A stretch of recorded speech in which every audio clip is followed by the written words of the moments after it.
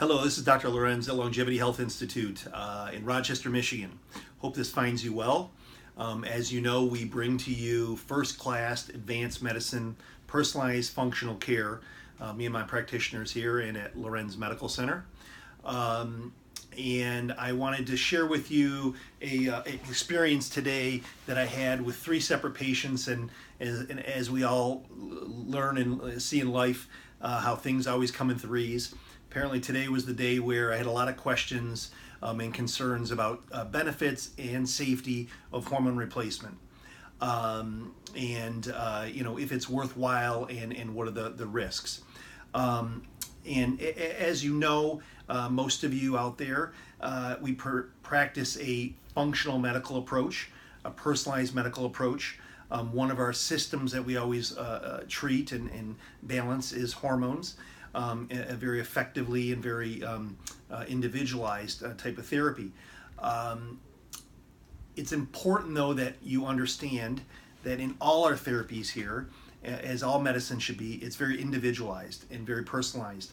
And we always look at risks and pros versus cons, and not just to achieve your best wellness and prevention, but also to make sure that your quality of life is there, and also that things are in a balance. Life is about balance.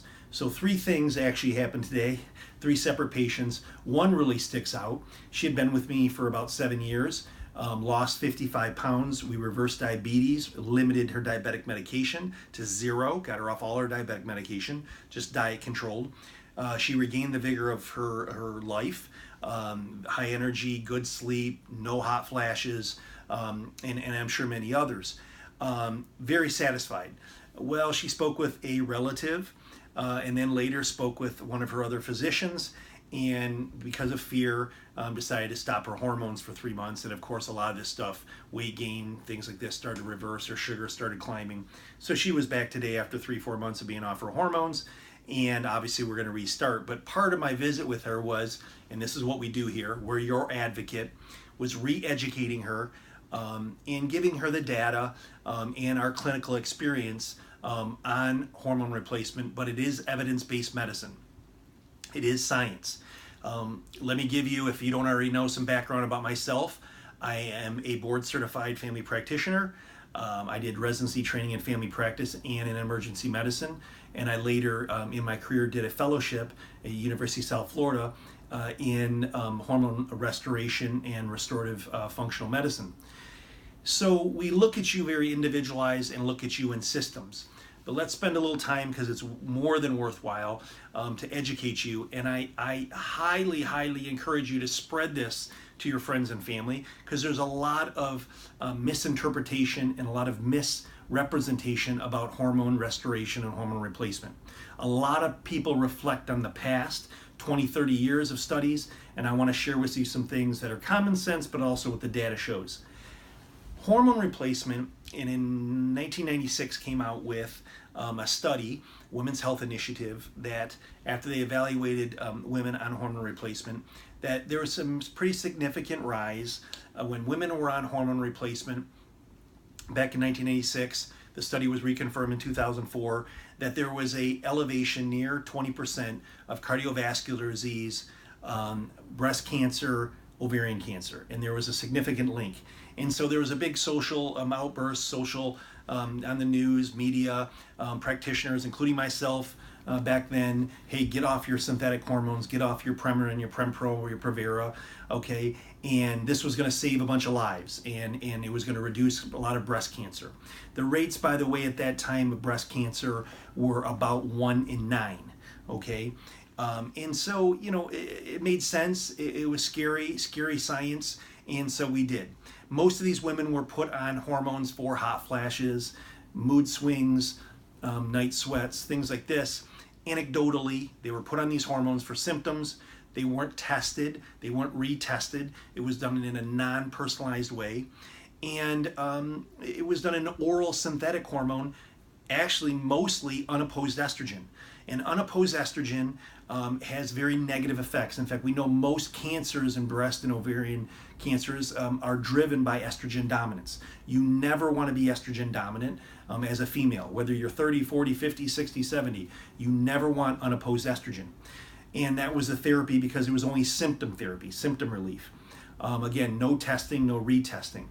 And so, of course, this makes sense, and I agree with this. The Women's Health Initiative, I'm fully in agreement with.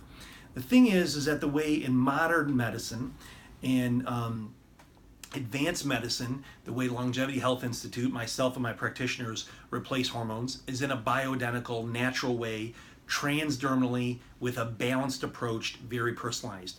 We test you, we retest you, we look at how you detoxify and methylate these hormones, and we look at the pros and the cons and weigh your risks. When needed, we do genetic testing, but it's very important to know that we do it in a very personalized way.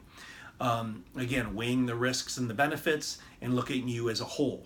Okay, benefits in the scientific data and in our clinical data the last 20 years is very obvious. You build or maintain bone, you prevent or delay dementia or cognitive issues, you have less cardiovascular and heart disease, and you absolutely have a better quality of life. I can tell you anecdotally, clinically, that we see here. People sleep better, have less hot flashes, better mood, and if done right in a personalized way, they have better quality of life, lose weight, etc. Better vigor, better stamina, better libido, better sexuality. So there's many benefits, okay, besides prevention. The interesting thing is this, though, that Women's Health Initiative that was out, which I fully agree on, terrible way to replace hormones. Why we ever gave some people anecdotally oral estrogen, synthetically untested, made from horse urine, by the way, and particularly this one type called estrone, that we know causes breast and ovarian cancer now, and then it was never retested. We don't do any endocrine or hormone therapies like this, ever. We don't do that with thyroid, we don't do that with insulin, we don't do that with growth hormone, we don't do that with testosterone. I can't really explain what the rationale and the scientific rationale back 20, 30, 40 years ago was for that, but it's the way it was done. So of course it's going to have a bad result or have a higher risk factor. The interesting thing, though, is this. The rates of breast and ovarian cancer have not gone down. They've gone up. 1 in 7 women in their life now get breast cancer, or